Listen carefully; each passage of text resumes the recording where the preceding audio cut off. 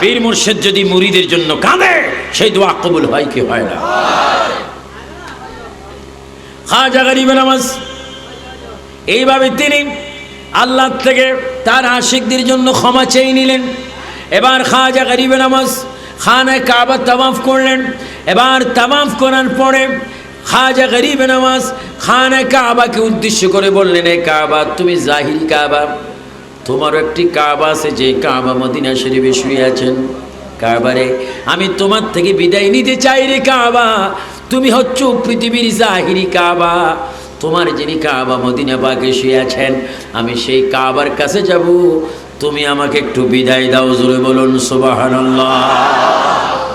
আমার নবী হচ্ছে কাবার কাবা, আমার নবী কাবার কাবা। এই কথার একটু ইঙ্গিত দিন আল্লাহর প্রিয় নবী মুহাম্মদ রাসূলুল্লাহ সাল্লাল্লাহু আলাইহি ওয়াসাল্লাম মক্কা শরীফ আগমন করে হযরতে বেলালকে বললেন, বেলাল, ও আমার বেলাল, পৃথিবীতে অনেক বেলাল আছে কিনা? আরো জোরে বলে আছে কিনা? অনেক বেলাল প্রাইভেট খায়। কি খায়? এমন খাওয়া খায় পুরো বরিশাল আমার ফুল হয়ে যায়। নেশা করা, শরাব, ফেন্সিডেল, গাঁজা, মদ, এগুলা কি হালাল না হারাম? আর একটু জোরে বলে হালাল না হারাম? এগুলার থেকে আমাদের জবানকে বাঁচাইতে চাই কি চাই না? যে জবানে পীরের কদমে চুমা দেওয়া হয়, এই জবানে কোনোদিন নাপাক জিনিস উঠতে পারে না। মনে রাখবেন, ইচ্ছা করলে চেষ্টা করবেন ধূমপান থেকে নিজকে নিজে মুক্ত রাখতে চেষ্টা করবেন। ধূমপানও নিজের স্বাস্থ্যের জন্য কি ক্ষতিকর, সেখানে লেখা আছে ধূমপান স্বাস্থ্যের ক্ষতিকর, আর যিনি খাচ্ছেন তিনি বলছেন তোমাকে ছাড়া আমি বাঁচব না। আমি সিগারেটকে ভালোবাসি না, এগুলার থেকে একটু চেষ্টা করবেন, কারণ এগুলো এমন একটি অভ্যাস, একটি সিগারেটের টকের কারণে খাওয়ার জন্য রমজানের রোজা ভেঙে ফেলে, ঠিক কিনা? সারাদিন উপবাস থাকে, নামাজ পড়ে, আসরের আগে জোহরের পরে সিগারেট খেয়ে কী করতেছেন? নেশা দূর করতেছেন। স্ত্রী দেখলো আপনি সারাক্ষণ রোজা ছিলেন, একটি সিগারেটের কারণে আপনি রোজাটা ভেঙে ফেললেন। রোজা ভাঙে নেই, তুমি এত ফতুয়াবাজি করো না, মাত্র ধুমা নিলাম আর টান্দি বাহির করলাম। নাউজুবিল্লাহ বলেন। যেগুলো আপনার ক্ষতিকর হবে সেগুলোর থেকে একটু দূরে থাকবেন। আমি হারাম বলছি না, আমি আপনাদেরকে বাঁচার জন্য বলছি। খাজা গরিব নওয়াজ কাবার থেকে যাচ্ছেন কাবার কাছে, আর আমার নবীও কাবার কাবা। এটা আপনারা মনে রাখবেন বিভিন্ন ডিস্ট্রিক্টের ভাইয়েরা। আমার প্রিয় নবী কাবা শরীফ প্রবেশ করে হযরতে বেলালকে বলেন, বেলাল, তুমি একটু আজান দাও। জোরে বলেন কি দাও? আর একটু উচ্চস্বরে বলেন কি দাও? এই দরবার শুরু হয়েছে আজান দিয়ে। জোরে বলেন কি দিয়ে? মাত্র 2-3 মিনিট আমি একটা কিতাব দেখেছি, এই জাহাঙ্গীর এই সিলসিলার হযরত মুখলিসুর রহমান জাহাঙ্গীরি রাদিয়াল্লাহু তাআলা আনহু, যার উরুস হচ্ছে, ওনার জন্মের 50 বছর পড়বে, এখানে আজান দিয়ে এই জমিনকে শয়তানের ওয়াসওয়াসা থেকে মুক্ত করেছেন। আল্লাহু আকবার বলেন।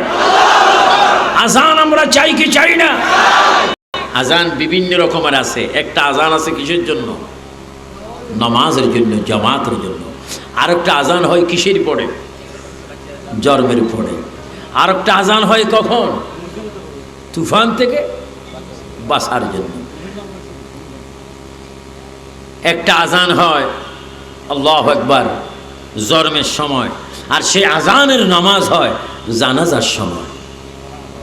আজান আগে হয়ে যায়, বলেন আজান জন্মের পরে আজান হয়। আবার মৃত্যুর সময় যেই নামাজ, সেখানে আজান নেই, আজান হয় আগে, নামাজ হয় পরে। জন্মের আজানের নামাজ হয় কখন?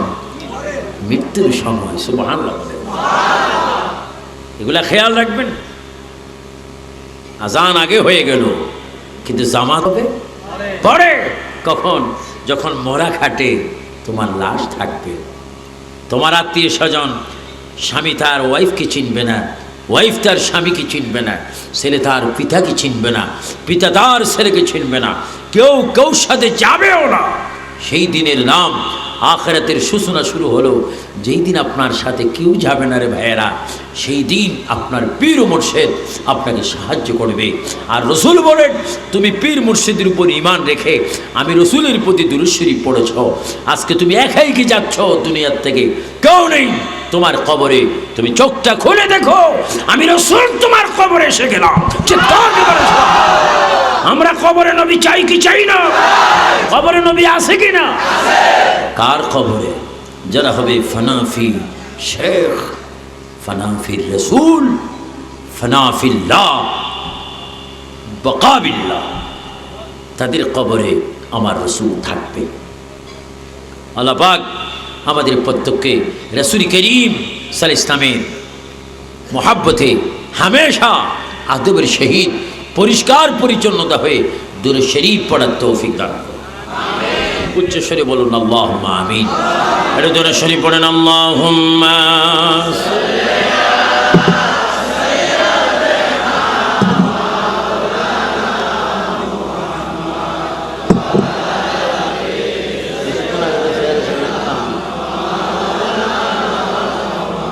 আর একটু জোরে জোরে মহব্বতে পড়েন, মা বোনেরা মনে মনে ঘরে পড়বেন আল্লাহুম্মা।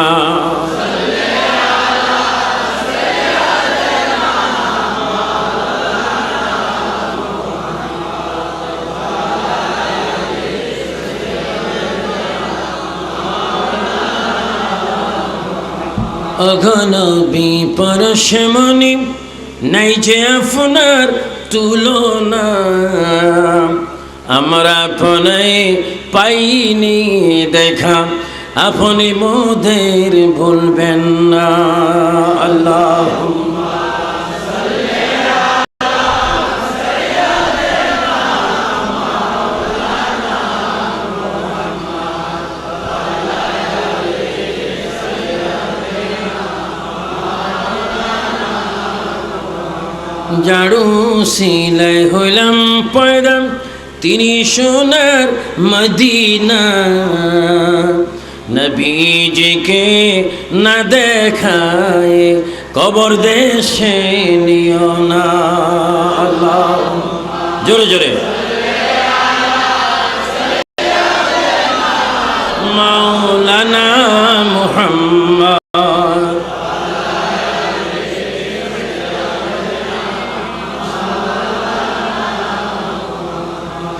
খাজা গরিব নওয়াজ রাদিয়াল্লাহু তাআলা আনহু, তিনি বড় ওলি ছিলেন।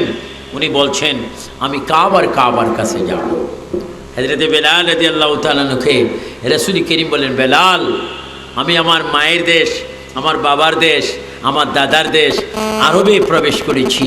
আমার ইচ্ছা হয় তোমার জবান একটু আজান শুনবো, কিন্তু আজানটি দিলে হবে না বেলাল, আজান দিতে হবে তুমি একটু উঁচু জায়গার মধ্যে চিৎকার দিয়ে বলুন সুবহানাল্লাহ। কি জায়গা? উঁচু জায়গার মধ্যে। আমার বাসা আপনারা বুঝেন তো না? কোনো অসুবিধা হচ্ছে? বেলাল, তুমি আজান দাও উঁচু জায়গার মধ্যে। হযরতে বেলাল আজান দিতে গেলেন কোথায়? জব আবু কুবাইস, যে পাহাড়ের উপরে রাসূল করিম দাঁড়িয়ে আকাশের চন্দ্রকে দুই খণ্ডিত করেছেন। সুবহানাল্লাহ, সুবহানাল্লাহ।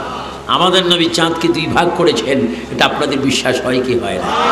কিন্তু বেঈমানের বাচ্চারা বিশ্বাস করে না, কারণ তাদের মধ্যে ঈমান নেই। রাসূলের মুজিজা বিশ্বাস করার জন্য ঈমান লাগবে। বেলাল গেলেন জবল আবু কুবাইস পাহাড়ে।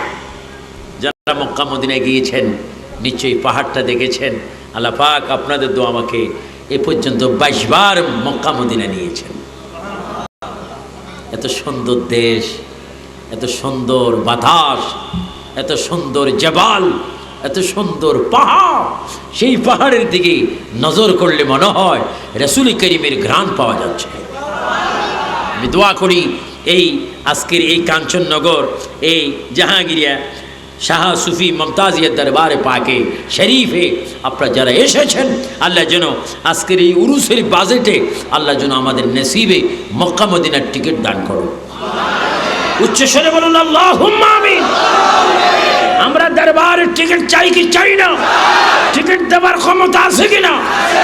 আজকে চাইবেন, মাজারে গিয়ে চাইবেন, আমিও মাজারে যাব, জিয়ারতে বলবো টিকিট দেন মক্কা মদিনার। ক্ষমতা আছে কিনা? এরা দুনিয়াতে যদিও গরিব ছিল, এখন কবরে খুব ধনী।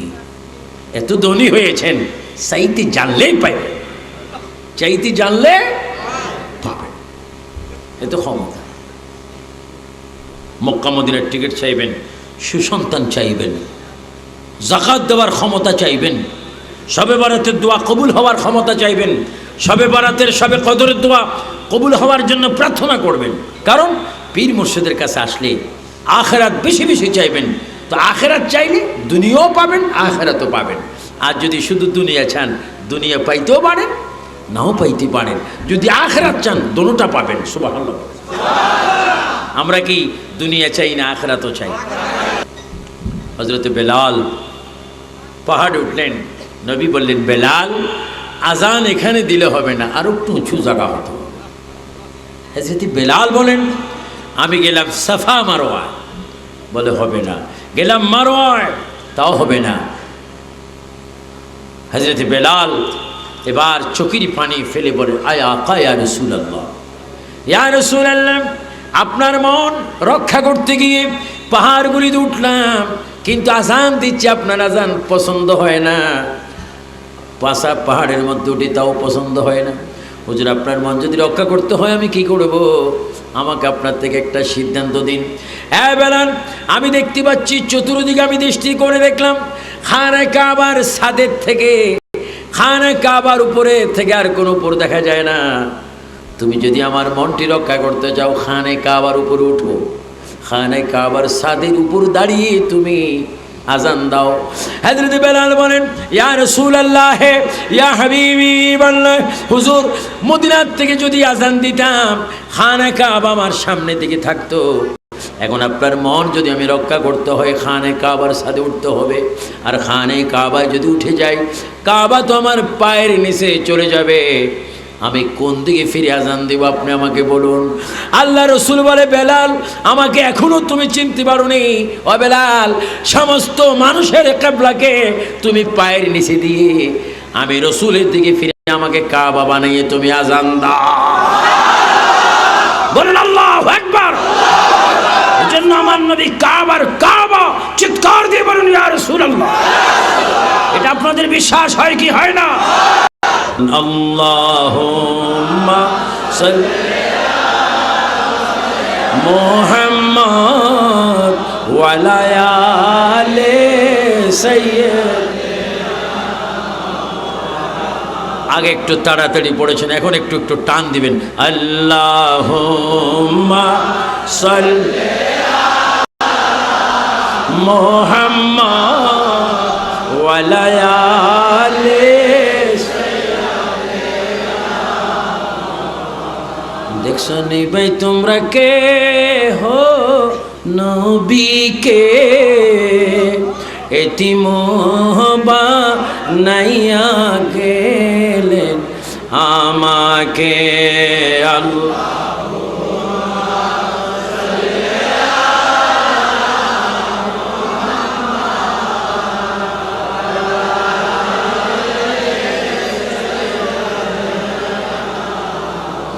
কেন্দনা কেন্দনা বিলাল কেন্দনা, বলেন কেন্দনা কেন্দনা কেন্দনা। এ দুনিয়ায় আমার দেখা পাইবা, এ দুনিয়া আমার। আল্লাহুম্মা সাল্লি আলা মুহাম্মাদ ওয়া আলা আলি সাইয়্যিদিনা। খাজা গরিব নওয়াজ তিনি কাবার দরবারে যাচ্ছেন। খাজা গরিব নওয়াজ যখন মক্কা শরীফ থেকে রওনা হলেন, তখন তিনি নিজকে নিজে প্রশ্ন করলেন, এ মাইনুদ্দিন, তুমি কি হেঁটে যাবে না ঘোড়ার উপর করে যাবে? মক্কা থেকে মদিনা না উঠির উপর করে যাবে? যদি তুমি বাইস হেঁটে হেঁটে যাও, নবীর কদমের জায়গায় তোমার কদম লাগতে পারে। এ মাইনুদ্দিন, তুমি যদি মক্কা থেকে মদিনায় যাও, তুমি হেঁটে যাবে না, উটির উপর করেও যাবে না, তুমি মক্কা থেকে মদিনায় যাবে জমিনের মধ্যে গড়াগড়ি করে করে। আদব, আদব, এটার নাম কি? আদব, আদব। খাজা গরিব নওয়াজ রাদিয়াল্লাহু তাআলা আনহু সুন্দর করে মাটির মধ্যে শুয়ে পড়লেন।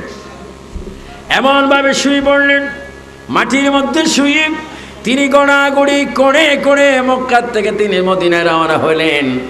এমনভাবে যেতে যেতে অনেক কাটা ওনার গায়ের মধ্যে লাগলো, অনেক পাথর আঘাত লাগতো।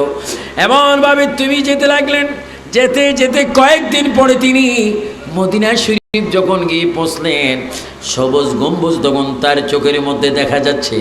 তিনি মাটির থেকে শুয়ে শুয়ে সেখানে দাঁড়িয়ে এবার পড়তে লাগলেন। আমার সুন্নি ভাইয়েরা বলুন, আসসালাতু ওয়াসসালামু আলাইকা ইয়া রাসূলুল্লাহ।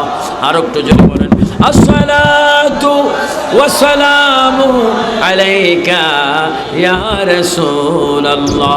সব একটু জোরে বলুন, আসসালাতু ওয়াসসালামু আলাইকা ইয়া হাবিবাল্লাহ। তুমি কি মদিনা চাও না মদিনার মাটি চাও না আমাকে যাও? খাজা গরিব নওয়াজ জবাব দিচ্ছে, ইয়া রাসূলুল্লাহ হে ইয়া হাবিবাল্লাহ, আমি মদিনার মাটিও চাই না, মদিনার কবরের মাটি চাই না, আমি মঈনুদ্দিন সর্বক্ষণ আপনি নবীকে চাও। আমাকে চাও? ইয়া রাসূলুল্লাহ, আমি আপনাকে চাই।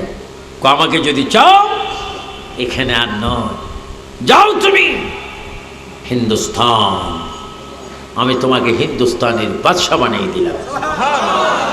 বর্তমান হুজুর কেবলাগণের সিলসিলা কি কোথার থেকে এসেছে? কোথার থেকে এসেছে? কাদির চিশতিয়া। আল্লাহু আকবার, আল্লাহু আকবার।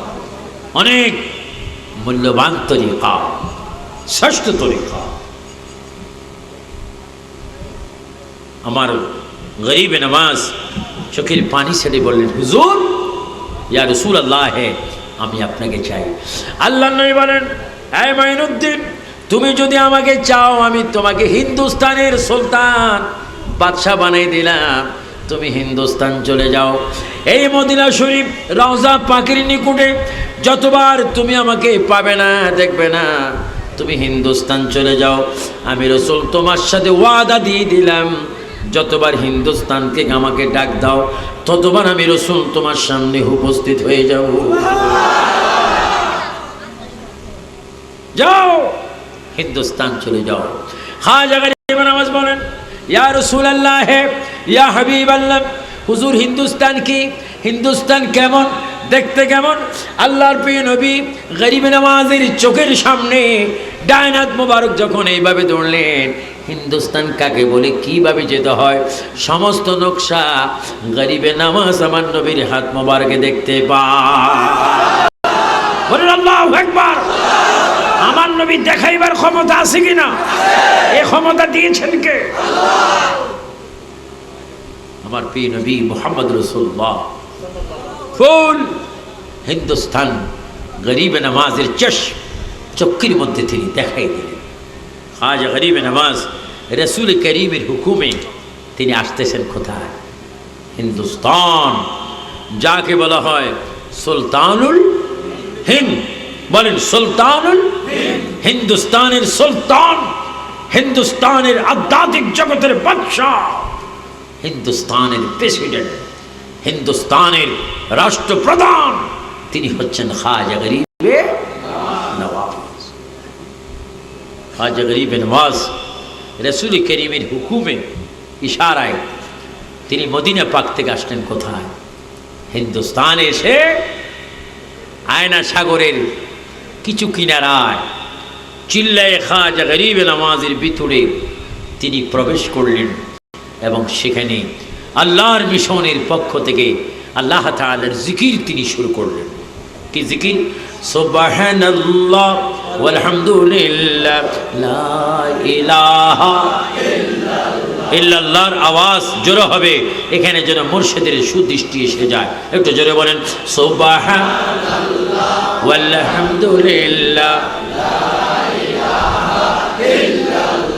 নাই কোন মাবুদ আল্লাহ ছাড়া, বলি নাই কোন মাবুদ আল্লাহ ছাড়া, লা ইলাহা ইল্লাল্লাহ সুবহানাল্লাহ আলহামদুলিল্লাহ লা ইলাহা ইল্লাল্লাহ সুবহানাল্লাহ আলহামদুলিল্লাহ লা ইলাহা ইল্লাল্লাহ লা মাকসুদা ইল্লাল্লাহ, জোড়ে লা মাকসুদা ইল্লাল্লাহ লা মাজুদা ইল্লাল্লাহ লা মাবুদা ইল্লাল্লাহ লা ইলাহা ইল্লাল্লাহ সুবহানাল্লাহ আলহামদুলিল্লাহ লা ইলাহা ইল্লাল্লাহ লা ইলাহা ইল্লাল্লাহু লা ইলাহা ইল্লাল্লাহ